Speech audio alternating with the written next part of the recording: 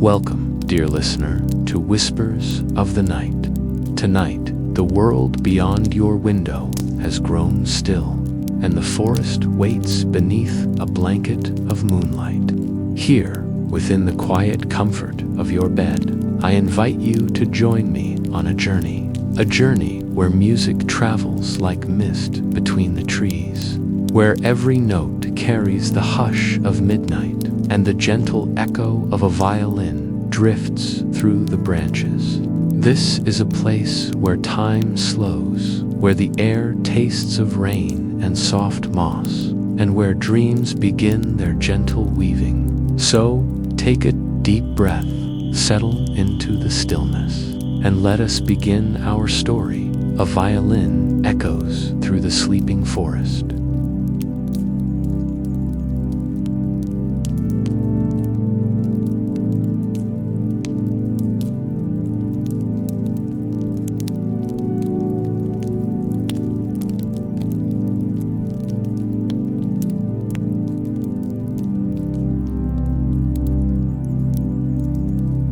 Let's take a little time to prepare the mind and body for deep, peaceful rest. If you're lying down, let your head sink softly into your pillow. Notice the gentle support beneath you. Feel the rise and fall of your breath, slow, steady, and calm. With your next inhale, imagine drawing in a cool silver light, as if the moon itself is sending a soft beam just for you. With your exhale, let go of any weight you've been carrying today. Let your shoulders melt, your jaw loosen, your hands rest with ease. Listen to the quiet space between your breaths. That stillness is where dreams will grow. Picture yourself standing at the edge of a forest at night. The air is crisp, scented with pine and damp earth. Somewhere in the distance, a violin begins to play slow and tender, its voice blending with the rustle of leaves. As you walk slowly forward, you feel the forest welcome you, branches arching like a doorway, moonlight spilling across your path, the sound of the violin guiding your every step. Take one more deep breath here, and let your body sink fully into the rhythm of this quiet night, ready for the story to unfold.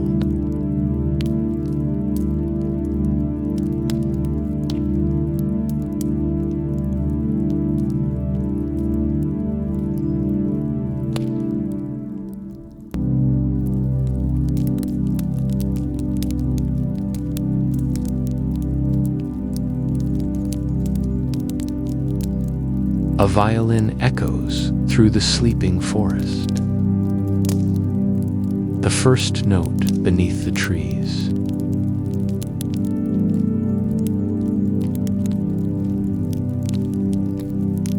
The forest waits in stillness. You sit upon the gentle slope of a mossy rise, knees drawn loosely to your chest, feeling the ground cool beneath you as the sun slips further behind the horizon. Shadows stretch across the clearing, dissolving the day into deeper shades.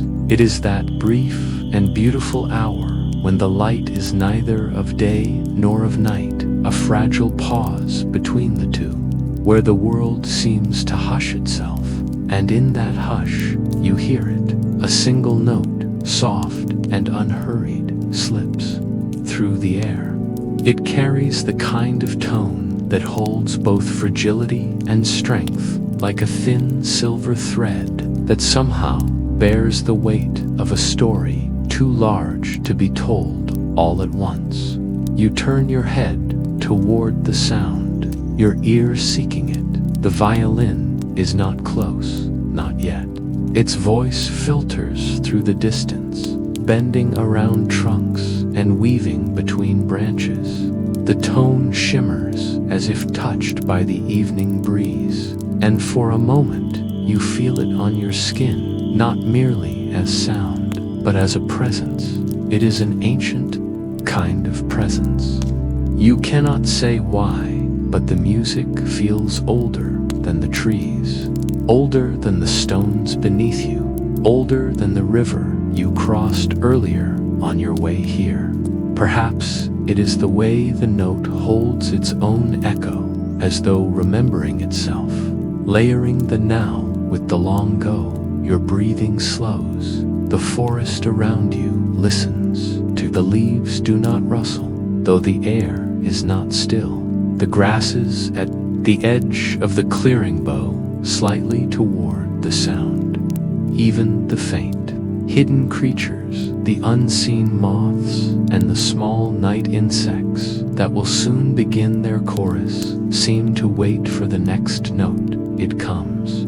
This one is lower, rounder, like the warmth of a stone held in the palm of your hand. It rolls through the clearing, sinks into the moss, and seems to hum faintly beneath your feet.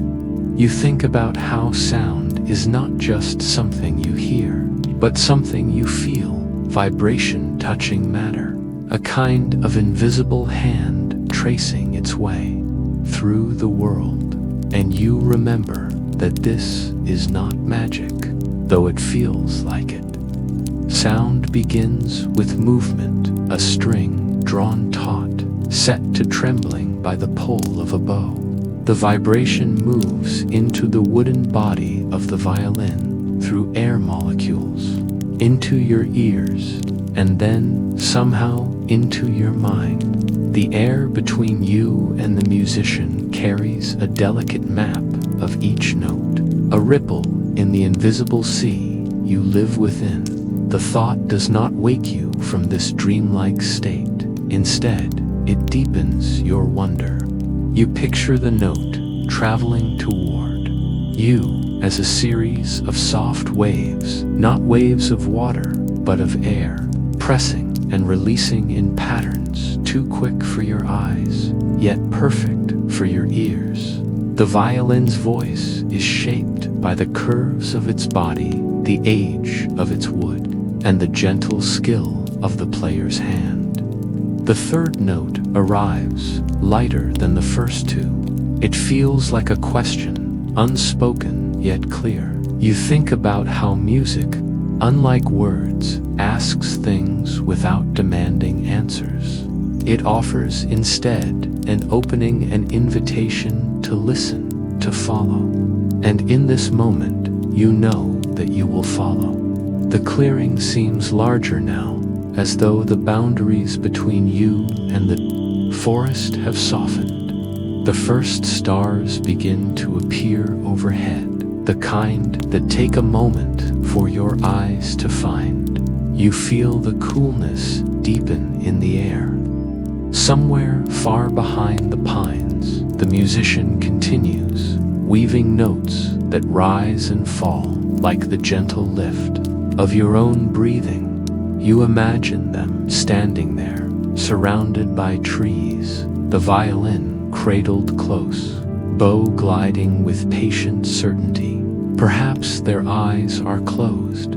Perhaps they, too, are listening not just to the notes they create, but to the way the forest holds them, turns them, and sends them outward like seeds on the wind. It occurs to you that every note you hear is fleeting. The sound itself lasts only an instant before it fades into the night.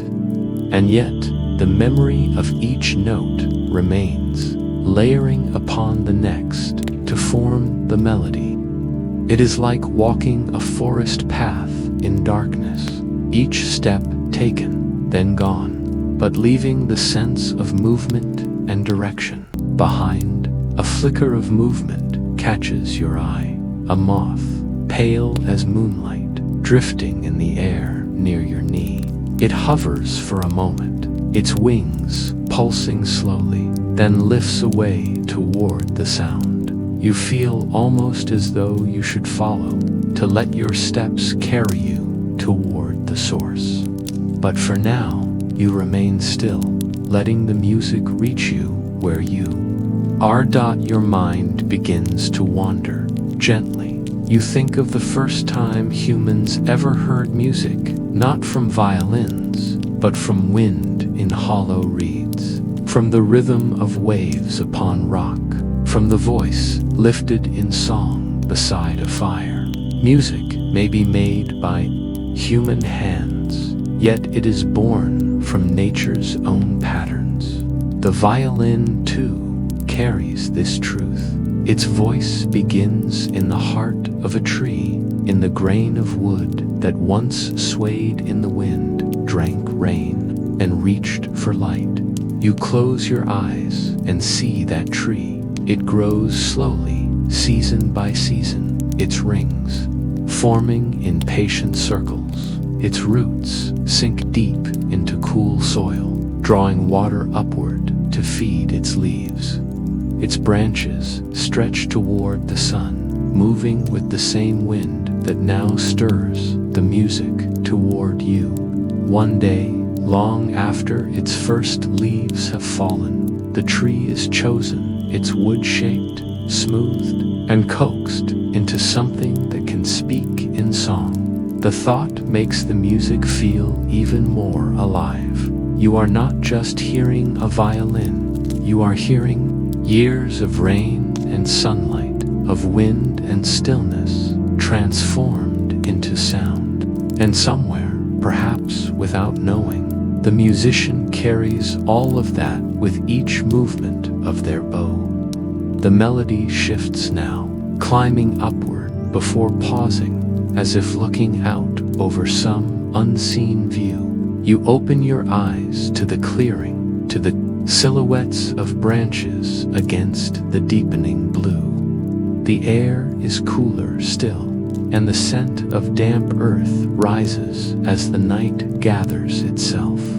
You take in a slow breath, holding it for a moment before letting it go. The sound, the air, the dim starlight, they all seem woven together into a single fabric, and you are resting within it. Somewhere beyond the trees, the violin lingers on a note that seems to hover at the edge of silence. You find yourself leaning forward, not with your body, but with your attention, as if you might step into that note and rest there. And when it finally fades, it leaves behind a hush that feels sacred. You do not yet know where the music will lead you, only that it is calling, and that the path it traces through the forest is not one you can see, but one you can feel far off. A new phrase begins, low and steady. It sounds less like an arrival and more like a beginning, the first few words of a story that the night has been holding for centuries, waiting for the right moment to tell. And you wonder, as you rise to your feet, whether the next note will carry you to the heart of the forest itself.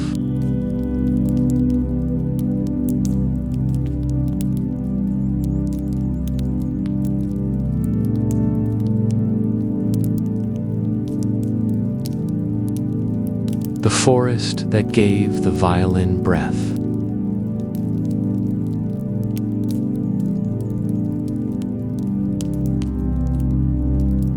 The forest draws you inward. The clearing fades behind you, swallowed by layers of pine and cedar, oak and maple. The air here is cooler, tinged with the scent of damp earth and the faint sweetness of fallen leaves beginning their slow return to soil. Above, the canopy knits itself tighter, filtering the starlight into a soft silver haze. The music is closer now. It threads between the trunks, sometimes strong, sometimes barely there, as though the trees themselves are breathing it in before letting it drift on. You notice how the sound changes here, richer, rounder, as if the wood around you understands something about this voice.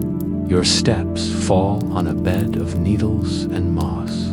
silent except for the occasional soft crunch of a twig. You imagine you are walking along the veins of the forest, each path a conduit carrying not blood but stories. The thought returns. The violin's voice begins in the heart of a tree. You close your eyes for a moment and picture it, not a violin yet, not even cut or shaped, but a living tree. Its roots reach deep into darkness, pulling water up from a hidden network that touches streams and springs miles away.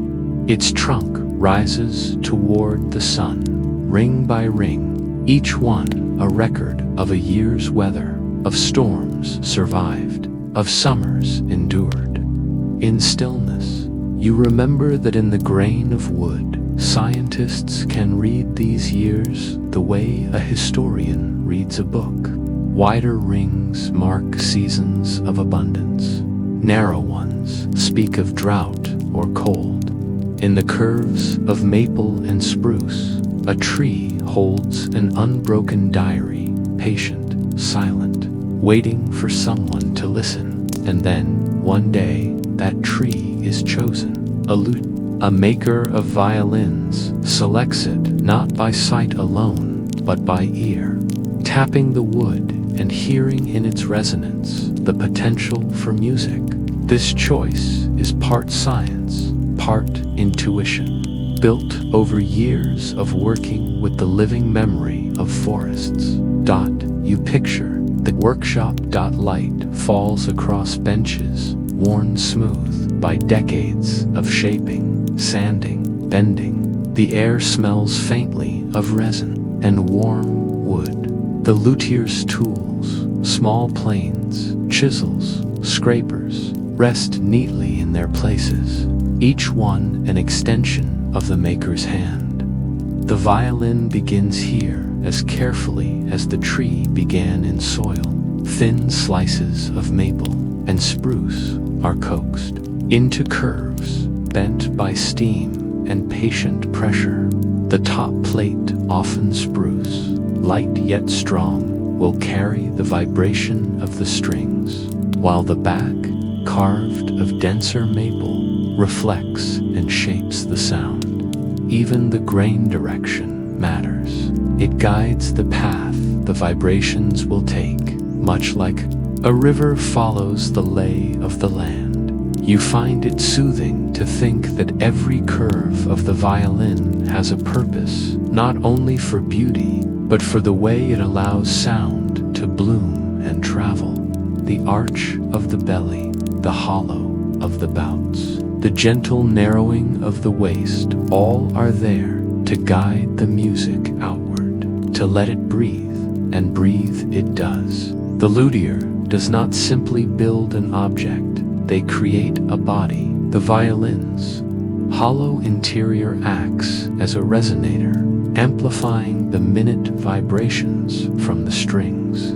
The sound post, a slender dowel of spruce, set with precision inside, connects the front and back, carrying sound through the whole instrument. Even the varnish, brushed on in careful layers, is chosen not just for protection, but for the subtle way it can influence tone. You open your eyes, returning to the forest around you. The thought lingers, this instrument playing somewhere ahead of you was once a living being here.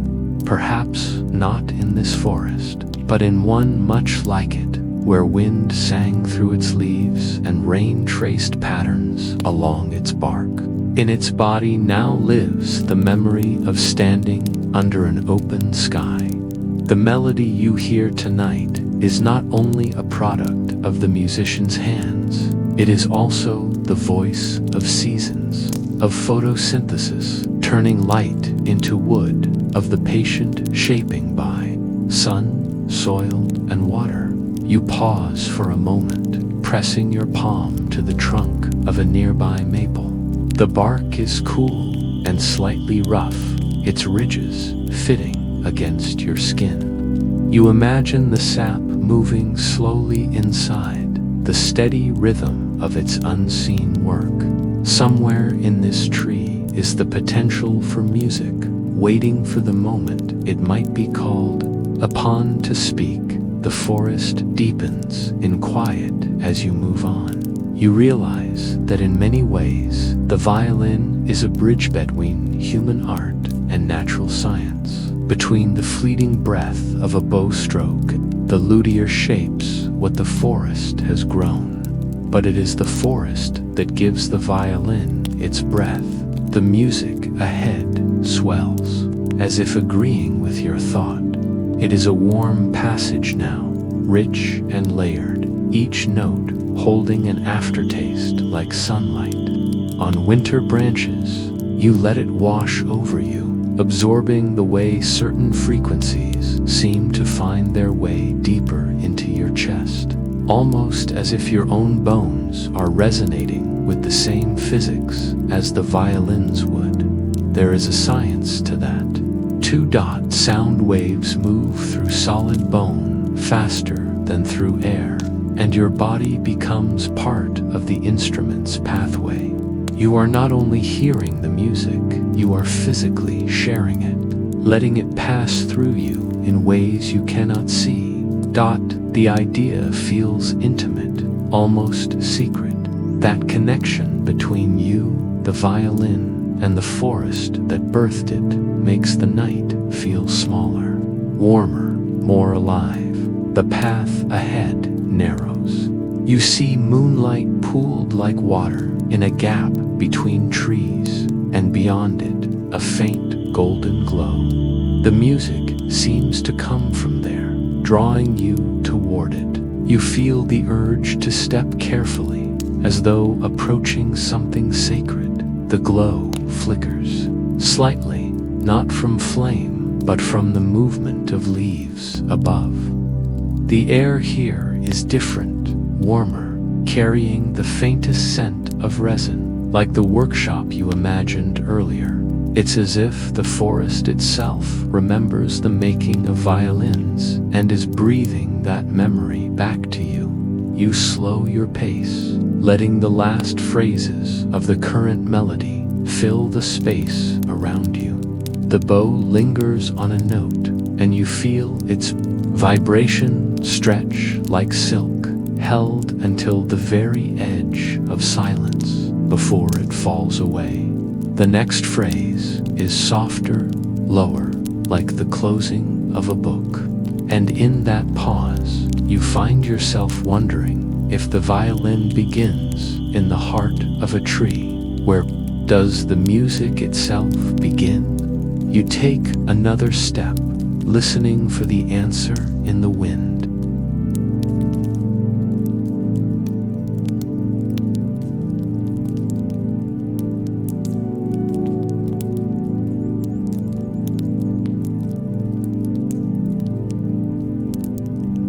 Songs carried by the wind.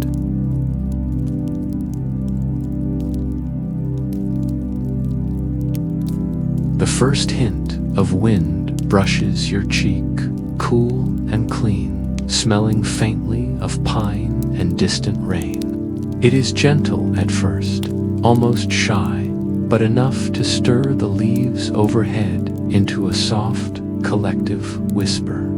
The violin's tone bends slightly, not in pitch, but in presence, as though the wind has reached out to touch the sound and decided to carry it along. You stand still, listening. It is a strange and beautiful thing, the idea that this note, this very vibration in the air, is not fixed, in place, but traveling outward, spiraling into the night. You can almost picture it moving like a ribbon, twisting and tumbling. Following the invisible pathways, the wind opens for it, long before wires and speakers, long before the grooves of vinyl or the dots and lines of written notation. This was how music moved. It traveled in air and in memory. A song might be born at a fire in one village and, weeks later, find itself hummed on a mountain pass miles away. The wind was never the sole carrier. Footsteps, voices, and stories shared the work, but the wind was the only one that could take a melody where no human stood to hear it. You tilt your head back and close your eyes. The air above you seems alive. With motion, the wind doesn't just push, it folds and swirls. Meteorologists call these movements turbulence, patterns born from temperature differences, from the shapes of hills and valleys, from the heat of the sun lingering in stone. Even the wings of a passing owl can shape the local currents for a heartbeat before they'd smooth again. The violin plays a higher phrase now, light and quick, and you hear how the wind turns it playful, carrying fragments to your ears in skips and pauses. Some notes arrive, sharp and clear. Others soften into a faint suggestion, like a word half heard in a dream. Sound is, after all, nothing more than movement in the air. A vibration from a string, a reed, a vocal cord pushes the air molecules next to it. Those molecules push the ones beside them, and the pattern continues outward, like ripples moving across a pond. You never hear the original vibration itself. You hear the way the air around you has been set into motion by a chain of countless tiny collisions. The wind becomes both a carrier and a sculptor. A still night would let the music move outward evenly, a perfect expanding circle. But tonight, the breeze catches it, bends it, hides parts of it behind the rustle of branches, then reveals it again. This unpredictability feels right, as though the wind is not simply delivering the music, but joining in the performance. You think of how seeds travel maple wings, spinning down through the air, milkweed fluff floating for miles, dustings of pine pollen drifting in golden clouds. The wind takes them far from where they began, sometimes to thrive, sometimes to vanish. Sound too scatters in this way. A note that begins here among the trees may fade into the night unheard, or it may find a listener in the next valley who catches it by chance. A sudden gust tugs at your hair, and the branches overhead sigh in a deeper register. The violin's voice seems to lean into it, the bow pulling slower, the melody rounding into something more solemn. You wonder whether the player is responding to the wind as you are, or whether it is only your perception that has changed. The same sound refracted through moving air, reshaped by your senses. Your mind drifts to the thought of wind as a storyteller. Long before people built ships or trains, the wind carried scents, heat, and weather across continents. It carried dust from deserts to rainforests, spores from mountaintops to coastlines. It carried the voices of animals, the territorial call of a gibbon, the warning cry of a raven, farther than those creatures could travel themselves. In this way, the wind has always been a messenger, weaving connections between places that never touch. The music swells again, and you feel it pulling at you, asking you to follow. But you remain rooted, letting the wind bring pieces of the song to you instead. There is no hurry. In a way, you are listening not only to the violin, but to the forest's own interpretation of it. The trees shift, the undergrowth stirs, and somewhere a loose branch knocks gently against another, adding its own quiet percussion. You realize the sound is layered, the pure note, the wind's reshaping of it, the forest's answering murmurs. Together, they form a kind of ecosystem of listening, a reminder that sound never exists alone. It is always part of a larger conversation, even if you cannot hear every voice in it. Your thoughts wander to the human ear, the delicate spiral of the cochlea curled deep inside the skull. Inside, fluid vibrates in response to the air outside, bending tiny hair cells that translate motion into electrical signals. Your brain turns those signals into the sensation of hearing. But it does more than that. It interprets, guesses, fills in gaps when the wind steals part of a phrase. In a way, your mind is collaborating with the breeze, piecing together a complete melody from fragments. The idea feels oddly comforting. Even when not everything reaches you perfectly, you still receive something whole. The missing pieces become part of the experience, like the pauses between breaths. The wind shifts direction, and for a moment, the sound grows clearer, as though the forest has parted just enough for the music to pass through without obstruction. You catch a sequence of notes that feels like a question rising, waiting before the bow draws out a long, low answer. Above, the clouds drift, pushed by currents far stronger than the one you feel here. High in the atmosphere, the jet stream moves, like a great river of air, carrying weather systems across entire continents.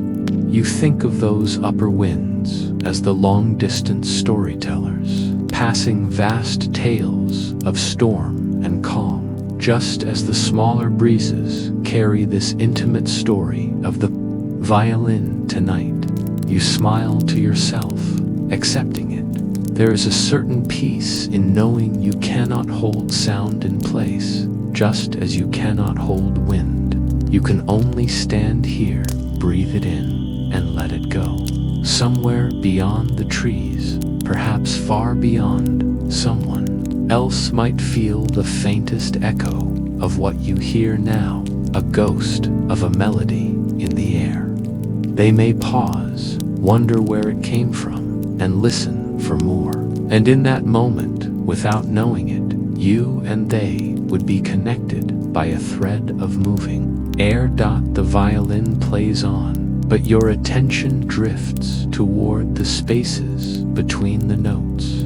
The wind carries those to the rests, the silences, the tiny absences that give the music its shape. Without them, there would be no pattern, no meaning. Even emptiness travels. The breeze softens again, as if its work is nearly done. The melody lingers in your ears, smaller now, more fragile, like the last embers of a fire. You feel it moving away, and you wonder where it will go next, and whether it will change in the going. You close your eyes and let the wind's touch fade from your skin. But the question remains, hovering gently in the quiet. When the music leaves on the air, what does it find when it meets the open water?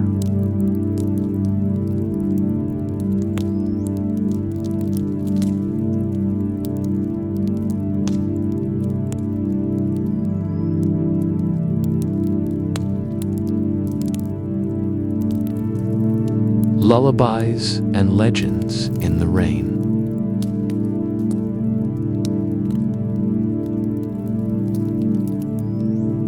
The first raindrop is almost shy.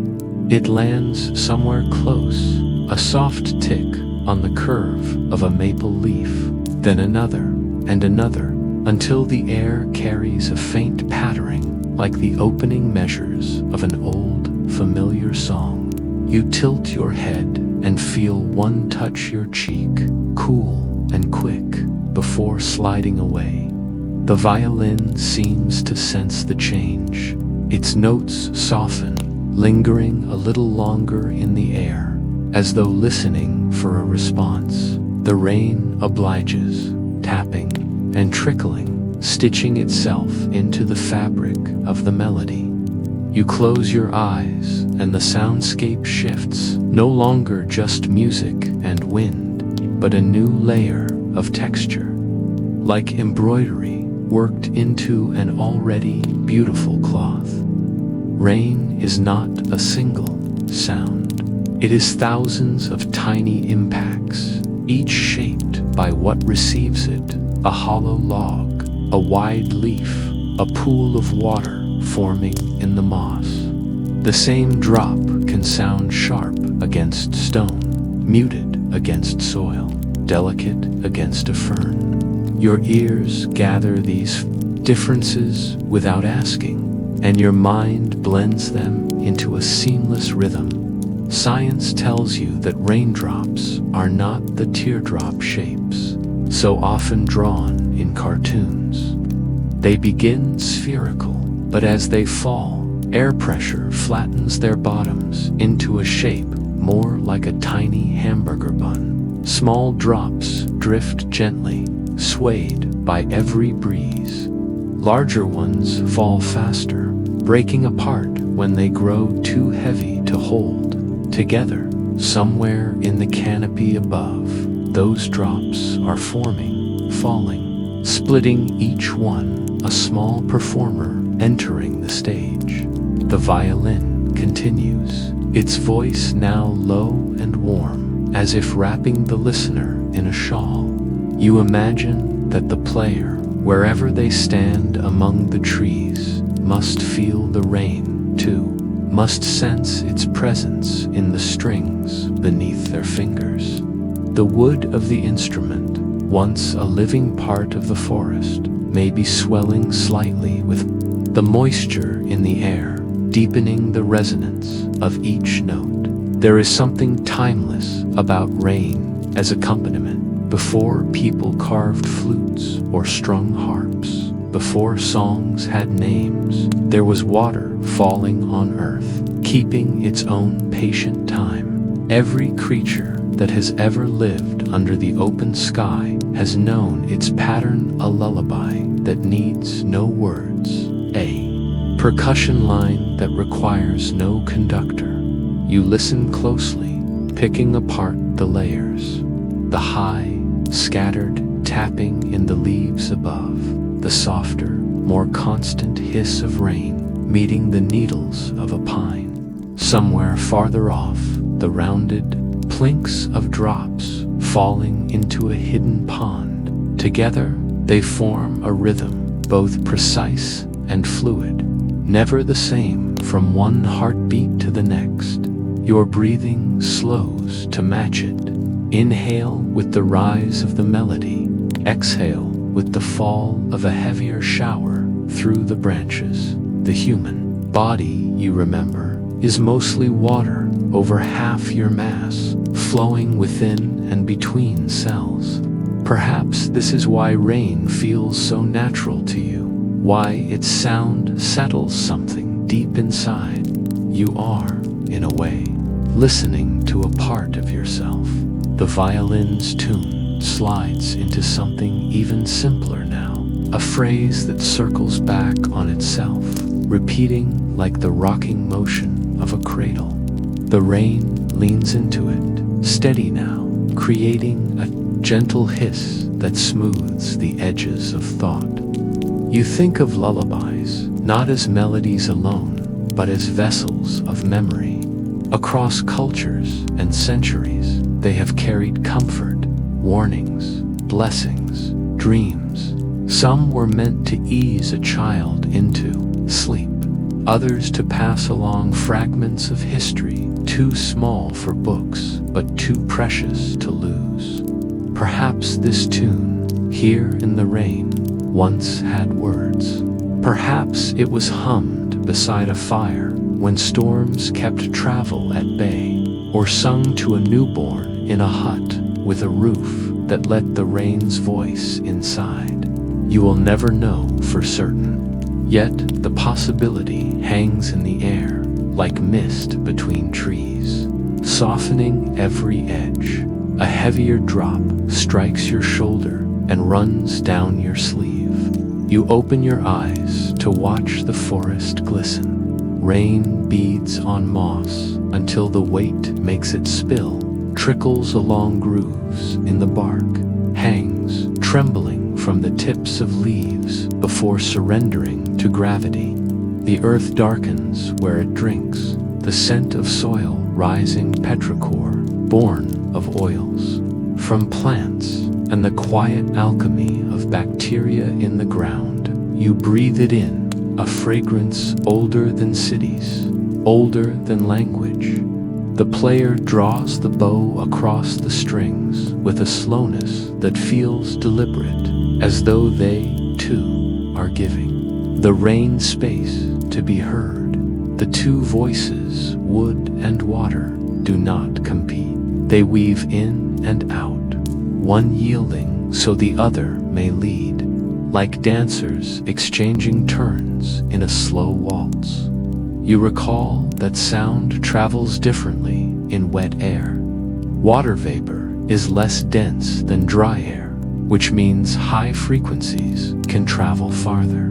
On a humid night, perhaps this is why the violin's higher notes feel unusually clear now, even as the rain's constant shimmer fills the spaces between them. It is a reminder that the weather is not only backdrop, it changes the very shape of what you hear.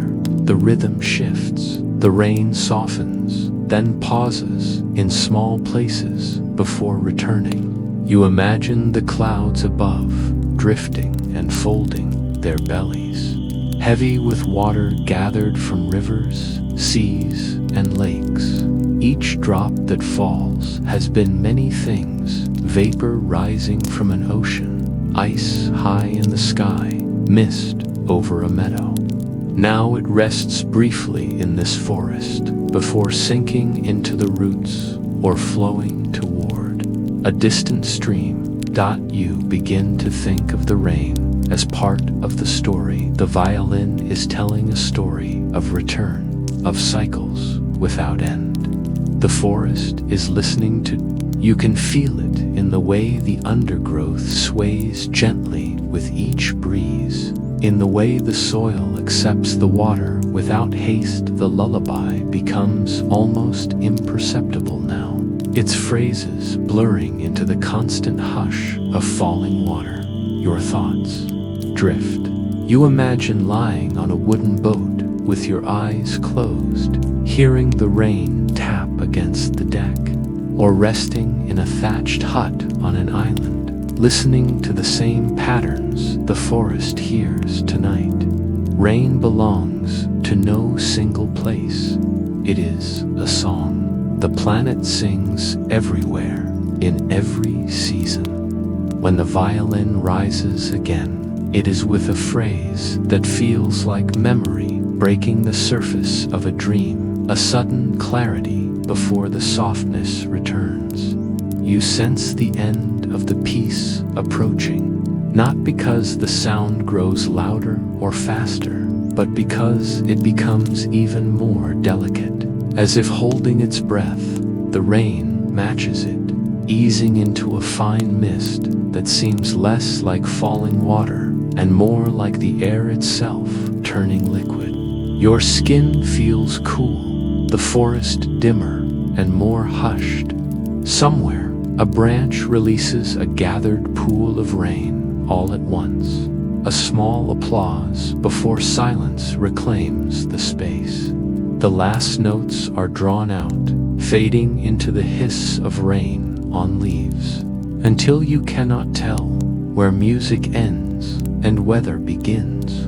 You stand for a long moment after the bow lifts, letting the water's rhythm fill the space it leaves behind. You wonder as you turn your face upward to the soft drizzle how the music will change when the rain's journey meets the river.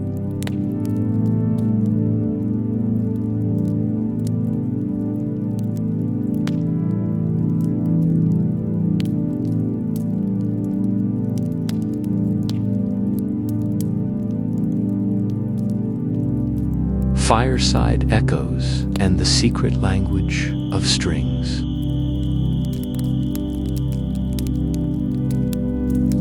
The forest thins, and in the hush between raindrops, you see it, a faint glow ahead, pulsing softly like the ember of a thought.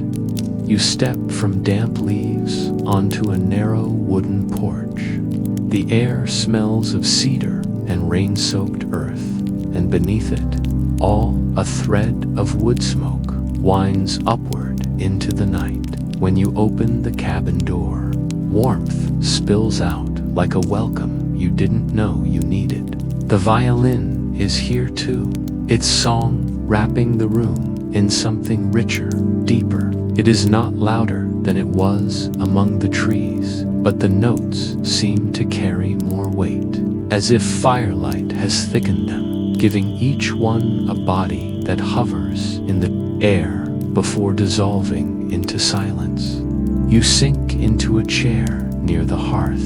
Flames shift and lean, their movements pulling shadows along the walls, like dancers caught in slow motion. The fire itself makes its own music, a low roar beneath the violin's voice, punctuated by the occasional sharp crack as sap bursts inside the wood. You listen, letting the sounds blur until they become a single tapestry, warm in color, warm in tone. Music, you remember, is made of patterns in time, vibrations organized into shapes the mind can follow. The violin's strings are stretched tight over wood, each tuned to a precise pitch. When the bow draws across them, the horsehair's fine texture grips the string and releases it in rapid pulses, setting it into motion. That vibration travels through the bridge into the hollow body of the violin, where the wood amplifies and shapes it, sending it outward into the room. But the fire seems to answer the strings in its own language, speaking in pops and sighs. It too is a conversation of physics, gases expanding, pockets of moisture turning instantly to steam, wood fibers collapsing into ember. Even these random sounds have a kind of rhythm, and you can't help noticing how your mind searches for connection between them and the notes you hear. Your gaze drifts to the violinist's hands. The left moves along the fingerboard with the ease of someone tracing a map they've walked many times before.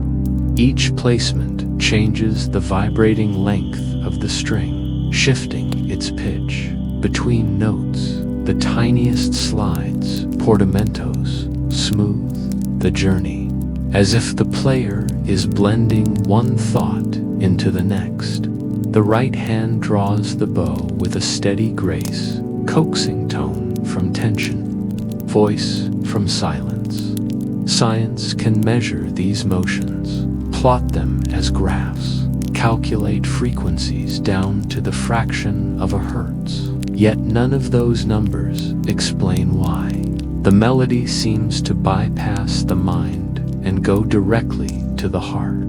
It is here that physics becomes feeling, where vibrations arranged in certain ways stir something that language alone cannot hold. The fire's heat seeps into you slowly, loosening the cold in your hands. You think of winter nights from long ago, when people gathered not around electric light, but around flames like these. Music then was not background, it was the center, the shared thread of an evening. In those gatherings, songs traveled like stories carried in memory, altered slightly with each retelling. The room would have smelled of smoke and wool, and the air would have been thick with the sound of strings, drums, voices, each player leaning into the invisible language that all could understand. That language lives here too, hidden even in the shapes of the notes. You notice how the melody moves in intervals, some small and close, like whispered words, others wide and leaping, like a bird startled into flight. Certain combinations create tension, a pull that makes you lean forward inside yourself, waiting for resolution. When the harmony arrives, it feels like the exhale after holding breath. The human brain is wired to recognize these relationships. Even without formal training, you sense when a phrase is unfinished, when a chord is reaching for home. This is because your mind carries an internal model of tonal space, an unspoken understanding of how notes tend to follow one another, built from every song you've ever heard. It is a map you navigate without thinking, a memory of movement as much as sound. The violinist plays a passage that climbs higher, the tone brightening until it feels almost weightless. You realize that pitch is not just a place on a scale, but a speed, the rate at which the string vibrates. Low notes move slowly, like a slow ripple in a pond. High notes vibrate hundreds of times each second, a blur too fast to see, and yet you feel them differently in your body. Low notes in your chest, high ones in your head, as though each has a home inside you. Beyond pitch, there is timbre, the reason the same note sounds different on a violin than on a flute. It comes from the mixture of overtones, the subtle secondary vibrations that ride along with the main frequency. Fire has timbre too, its voice colored by the shape of the wood, the speed of the burn, the size of the flame. The two voices, string and flame, share the air now, weaving textures your ears and skin both receive. The melody shifts into something slower, almost spoken. The bow barely brushes the strings, and the sound that emerges is breathy, fragile. Like a memory, the player is reluctant to share. The fire responds with a softer crackle, as though leaning in to hear better. You sense an intimacy here, as if the room itself is part of the performance, holding the notes so they linger just a heartbeat longer than they should. Outside, rain still falls, but here the rhythm belongs to the bow and the blaze. You imagine sound as light waves moving outward in rings, overlapping, bending around obstacles. The violin's notes radiate into the wood-paneled walls, which give a little of themselves back in return. This is why certain rooms feel alive. With music, the space itself sings along. The fire's warmth makes your eyelids heavy. Still, you follow the melody's path, tracing its arcs and falls, noting the moments when it hovers on the edge of silence. These pauses are not emptiness. They are part of the language. In music, silence is a word, a space where meaning gathers before being released. The violinist closes their eyes as they play, as if listening inward. You think of the strings themselves, spun from steel, or sometimes gut, each one drawn tight, enough to hold 1,000 tiny storms of vibration. They are bridges between intention and air, between thought and touch. When they speak, they carry not only the note written on the page, but the exact shape of the player's movement, the pressure of the bow, the warmth of the room. You are listening to more than sound. You are hearing the history of wood that once stood as tree, the echo of every note these strings have ever sung, the countless micro-choices made in the moment, by hands that know how to coax feeling from mechanics. This is the secret language of strings, a dialogue where the alphabet is motion and the words are made of resonance.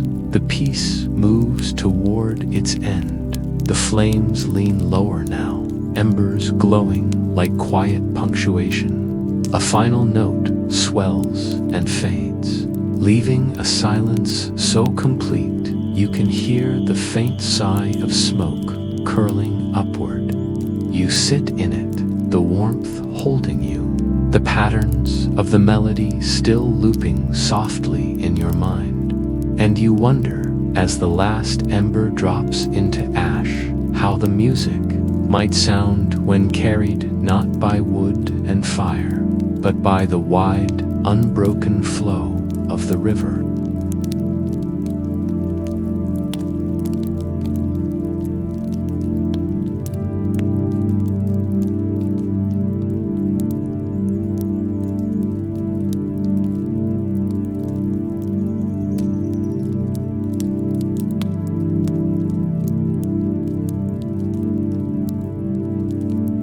Midnight's last performance.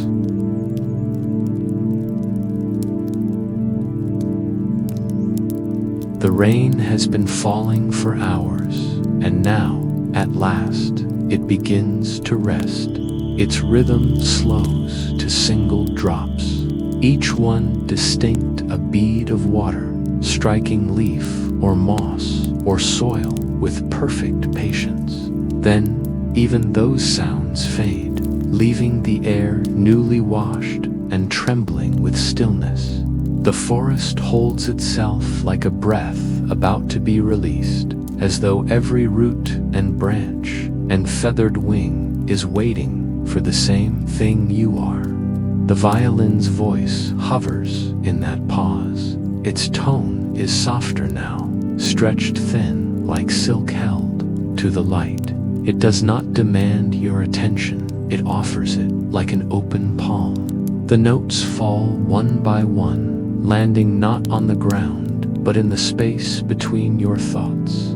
You feel them as much as you hear them, their vibrations settling into you with the gentleness of a hand, smoothing linen. There is something about the final moments of music that makes you listen differently. When you know a piece is ending, every tone feels sharper, more important, as though you're gathering them to keep for later.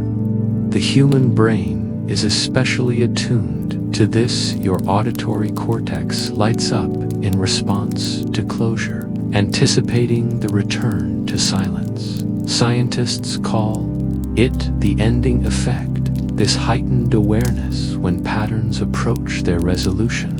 It is the same in a story, a conversation, even a day. The last seconds shimmer with more weight than all that came before. You notice the forest reacts too. The rustle of night creatures slows. The wings of a hidden moth beat in near silence, conserving energy. Somewhere above, an owl stills its hunt, listening. The atmosphere thickens, not with sound, but with expectation. Even the mist has gathered itself close to the earth, curling between tree roots like smoke, reluctant to rise. The violin plays a phrase that repeats, softer each time. It's like watching ripples fade on a pond, the first wide and sure, the next a little smaller, until they dissolve into the glassy surface. In physics, this fading is called damping energy, leaving a system given away to the air, the ground, the listener. The string still vibrates, but with less urgency, each pulse surrendering a fraction of its force, until only memory remains. Your mind drifts to the life of a sound. It begins in vibration, a bough hair pulling a string aside, a fingertip pressing wood, a breath passing through lips. That motion pushes against molecules in the air, setting them into motion too, each one nudging the next. The wave travels outward, quick as a heartbeat, until it reaches you. Your eardrum bends inward and back, translating that pressure into an electrical signal your brain shapes into music.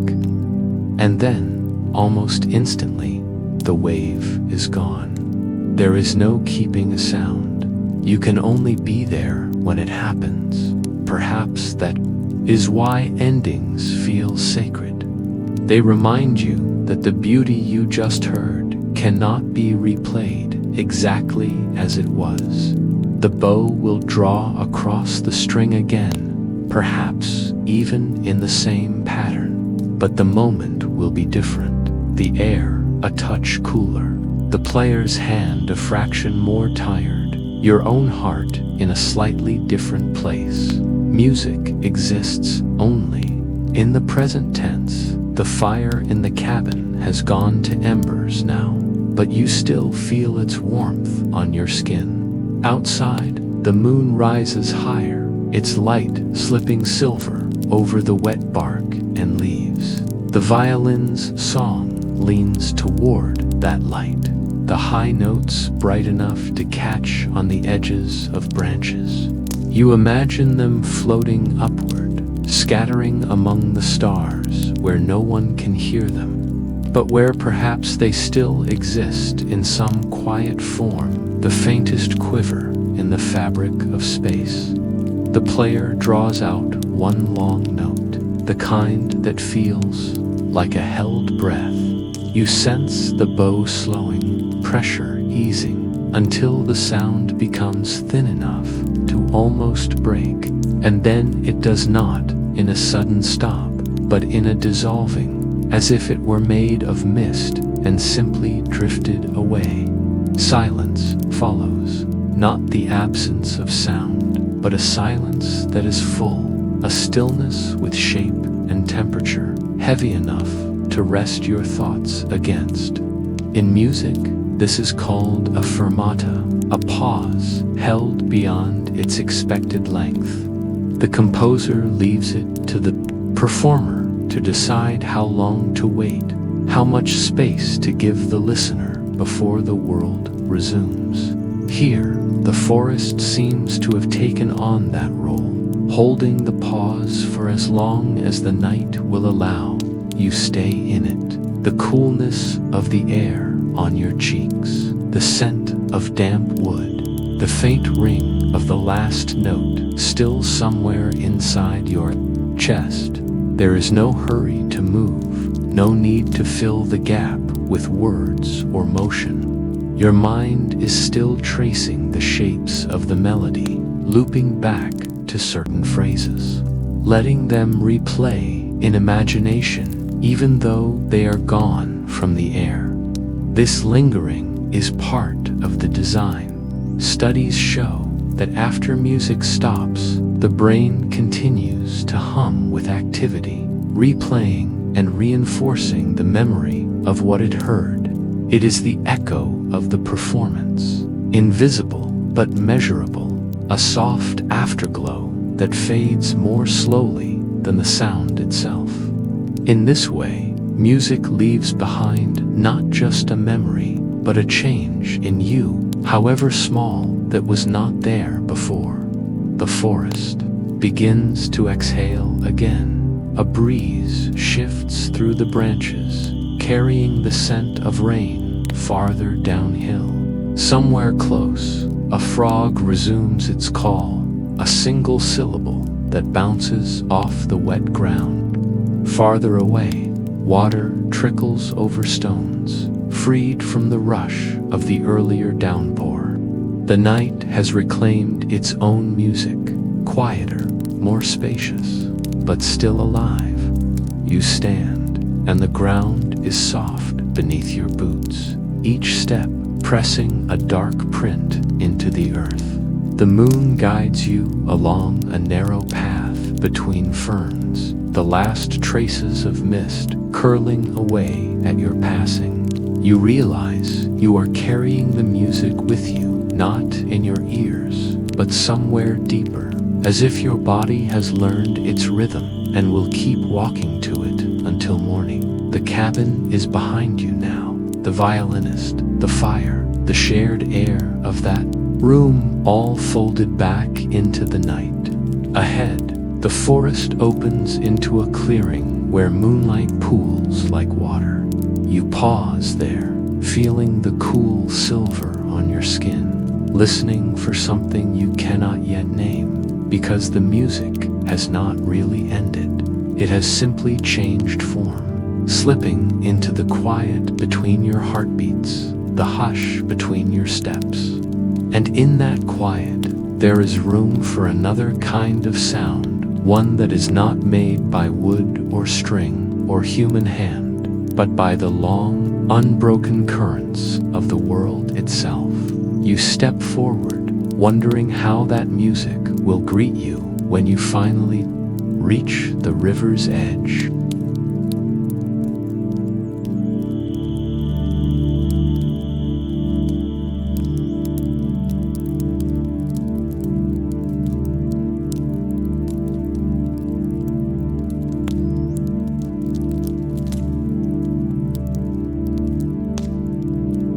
And so, the violin's song fades into the hush of the forest, leaving only the memory of its warmth in the cool night air. Sleep well, and may your dreams carry you gently until morning.